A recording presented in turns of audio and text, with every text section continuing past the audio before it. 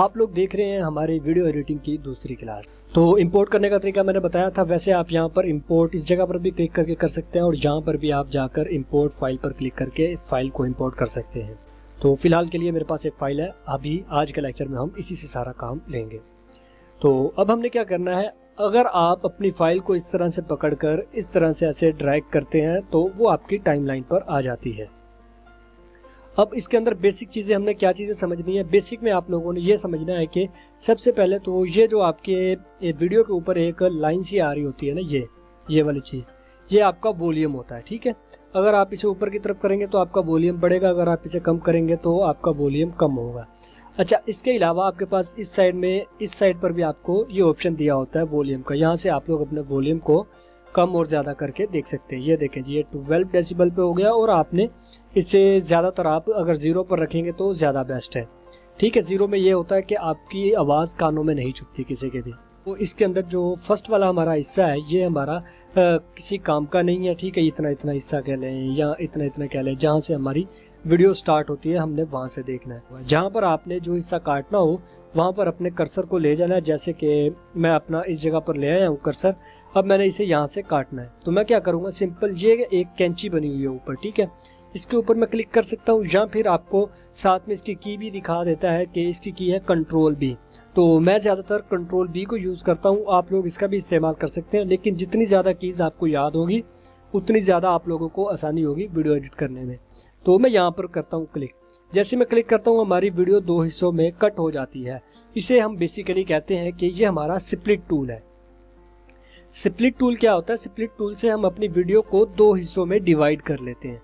जो हमारे पास trim use tool होता है वो इसलिए होता है कि आप एक साइड से वीडियो को ट्रिम कर सकते हैं, एक साइड से वीडियो को कम कर सकते हैं। जैसे ये हमारी वीडियो है, अगर हम इसके लास्ट पार्ट में जाएं तो हमें ये एक ऑप्शन नज़र आ रहा है, तो ये होता है हमारा ट्रिम टूल। अगर हम इसके ऊपर प्रेस करके इसे इस तरह से मूव करें तो ये इसने ट्रिम करना स्टार्ट कर दिया है। उम्मीद करता हूँ आपको ये समझ आ गई होगी कि ट्रिम और स्प्लिट के अंदर क्या फ़र्क है। स्प्लिट वीडियो को 2 हिस्सों में काटता है, ट्रिम जो होता है वो जो लास्ट में अगर आप अप्लाई करते हैं तो लास्ट वाले हिस्से को काटना स्टार्ट कर देता है, और अगर आप फर्स्ट से ट्राई करते हैं तो फर्स्ट से वो ट्रिम करना स्टार्ट कर देता है। जैसे अभी मैंने लास्ट से करके दिखाया है, अब आपको फर्स्ट से करके दिखाता हूँ। यहाँ से इस तरह से करके भी आप इसे कर सकते हैं ट्रिम। तो अगर हम ये वाला जो ऑप्शन है ना, हमारा ये वाला ऑप्शन जो है ये अभी फ़िलहाल के लिए हमारा ऑफ है। तो ऑफ से क्या होता है कि जब हम अपनी वीडियो को यहाँ से ट्रिम करेंगे ना, जैसे मैंने अभी यहाँ पर ट्रिम किया, तो ये जहाँ पर ट्रिम हुई है वहाँ तक वहीं पर जाकर रुक जाएगी, मतलब यहाँ पर वापस शिफ्ट नहीं होगी। तो कई ऐसी केसेस होते हैं जिनके अंदर हम ओवरले में काम कर रहे होते हैं, वहाँ पर हमें ये ज़रूरत नहीं होती कि हम अपनी जो वीडियो है उसे स्टार्ट में दोबारा से मतलब कि जोड़ कर कंबाइन करके रखें। लेकिन जो हमारी मेन लेयर होती है उसमें हमें इस चीज़ की ज़रूरत पड़ती है। तो उसके लिए आप लोग क्या यूज़ कर सकते हो, उसके लिए ये जो ऑप्शन है इसको आप क्लिक कर दें। तो अगर मैं अब इसे ट्रिम करता हूँ ना, ये वाला ऑप्शन ऑन करके यहाँ से इसे मैं अगर ट्रिम करता हूँ इस तरह से, तो आप देखेंगे कि ये स्टार्ट में शिफ्ट हो जाएगा, मतलब कि बिल्कुल कंबाइन हो जाएगा। तो यहाँ पर जो हमारी 3 चीज़ें होगी, स्प्लिट, ट्रिम और ये जो मूविंग वाला ऑप्शन, तीनों चीज़ें होगी हमारी। उसके बाद अगर आपके पास ये स्प्लिट का ऑप्शन है अभी यहाँ पर, तो ये आपके साथ साथ चलेगा, जैसे जैसे आपका कर्सर होगा वहाँ पर ये आपका ऑप्शन चलता जाएगा। लेकिन इसके लिए तो आपको बार बार पहले इसे सेट करना पड़ेगा इस तरह से, और यहाँ पर आप क्लिक करेंगे तो फिर ये ट्रिम होगा। ठीक है, तो अगर आपने ये कर्सर बार बार सेट नहीं करना, सिंपल आप क्लिक करें तो वो आपका कट हो जाए, तो उसके लिए आपने क्या करना है, आपके पास यहाँ पर एक ब्लेड का ऑप्शन होता है। हो सकता है आपके पास यहाँ पर शो हो रहा हो, तो ये मेरे पास यहाँ पर हो रहा है। इस जगह पर अगर मैं राइट क्लिक करूँ, यहाँ पर एक क्लिक करूँ, तो ये यहाँ पर एक ऑप्शन आ रहा है क्विक स्प्लिट मोड सी। ठीक है, यहाँ पर ब्लेड सा बना हुआ है, इसके ऊपर अगर मैं क्लिक करता हूँ तो आप देखेंगे कि इसके साथ ब्लेड के साथ एक लाइन भी बनी आ रही है। अगर मैं इस वीडियो के किसी भी हिस्से पर कहीं पर भी क्लिक करूंगा तो वो वहां से डिवाइड हो जाएगी। अगर मैं यहाँ पर करता हूँ डिवाइड, ठीक है, यहाँ पर करता हूँ डिवाइड, और यहाँ पर करूँ तो डिवाइड।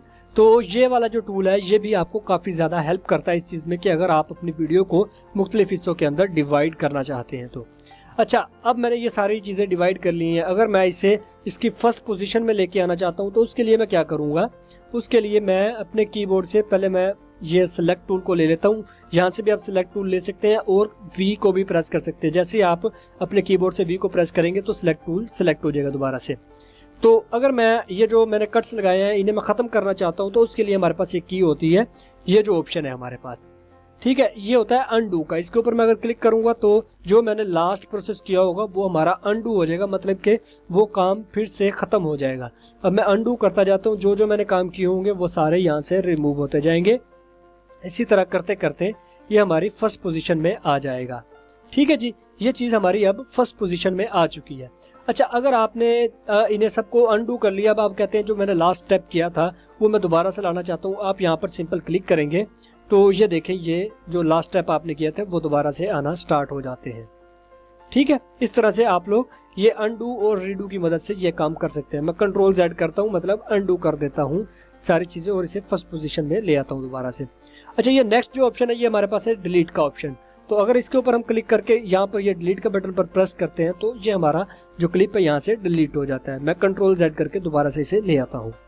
उसके बाद ये हमारे पास आ जाता है स्प्लिट का ऑप्शन, जो आपके कर्सर के साथ साथ मूव कर रहा होता है, ऊपर कैंची बनी होती है, तो ये वही ऑप्शन है। उसके बाद जो नेक्स्ट ऑप्शन है वो आपके पास आ जाता है क्रॉप का। फर्ज करें कि आप अपनी वीडियो में से कोई हिस्सा काटना चाहते हैं, आपने यहाँ पर करना है क्लिक। जैसे ही आप यहाँ पर क्लिक करेंगे तो आपके पास ये एक ऐसी विंडो शो हो जाएगी। इसके अंदर आपको काफ़ी ज़्यादा फंक्शंस मिलते हैं। तो बेसिक आज की वीडियो में सिंपल आपको बेसिक सा बता देता हूँ, बाकी जो है वो हम इसके ऊपर एक मुकम्मल वीडियो बनाएंगे। तो अगर मैं इसे इस तरह से करूँ तो जो हिस्सा हमारा हाईलाइटेड है सिर्फ वही हमारी वीडियो में आएगा। यहाँ से मैं अगर अप्लाई कर दूँ तो ये देखें, बाकी जो हिस्सा है वो ख़त्म हो चुका है। अभी मैं कंट्रोल Z करता हूँ, आपको पता लग जाएगा क्या फ़र्क आया इसमें। उसके बाद नेक्स्ट हमारे पास एक ऑप्शन है जिसका नाम है जी साइलेंस डिटेक्शन। ठीक है, ये किस लिए यूज़ होता है? अगर आपकी मतलब कि आप बोल रहे हैं दरमियान में और जहाँ पर आप लोग मतलब कि खामोश है वीडियो में, आप चाहते हैं कि वो सारे हिस्से मुझे एक ही बार में डिलीट करने हैं, तो वो आप इसकी मदद से कर सकते हैं। अगर आपको ये ऑप्शन यहाँ पर नज़र ना आ रहा हो, आप यहाँ पर क्लिक करके यहाँ से ले सकते हैं। यहाँ पर आपके पास ऑप्शन आ रहा हो तो ये रहा।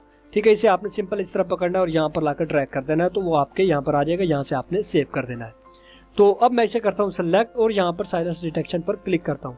जैसे मैं साइलेंस डिटेक्शन पर क्लिक करता हूँ, हमारे पास एक न्यू विंडो ओपन हो जाती है। यहाँ पर आप लोग साइलेंस डिटेक्शन का जो वॉल्यूम है वो दे सकते हैं कि अगर मतलब कि इतनी % तक अगर हो हमारी जो वॉल्यूम है तो वो इसमें साइलेंट के तौर पर लिया जाएगा। तो फर्ज करें कि मैं 25 पर रहने देता हूँ और यहाँ पर मैं करता हूँ स्टार्ट। जैसे मैं यहाँ पर स्टार्ट करता हूँ तो ये हमारी प्रोसेसिंग स्टार्ट कर देगा। हमारी वीडियो में जितने भी साइलेंस होंगे वो सारे के सारे वो डिटेक्ट कर लेगा। डिटेक्ट करने का मतलब है जहाँ जहाँ साइलेंस है वो सारा आपको दिखा देगा कि इस जगह पर ये साइलेंस है। अगर आप इन्हें रिमूव करना चाहते हैं तो कर सकते हैं। तो ये देखें, हमारे जो साइलेंस डिटेक्शन टूल ने साइलेंस को डिटेक्ट करना स्टार्ट कर दिया है। जितने भी साइलेंस है वो सारे हमारे पास आ रहे हैं। तो जो साइलेंस होंगे उनके ऊपर ये आपको एक मध्यम सी लाइन नज़र आ रही होगी, ये हमारे पास ये साइलेंस है। ठीक है जी, अगर मैं यहाँ पर एक्सपोर्ट टू टाइमलाइन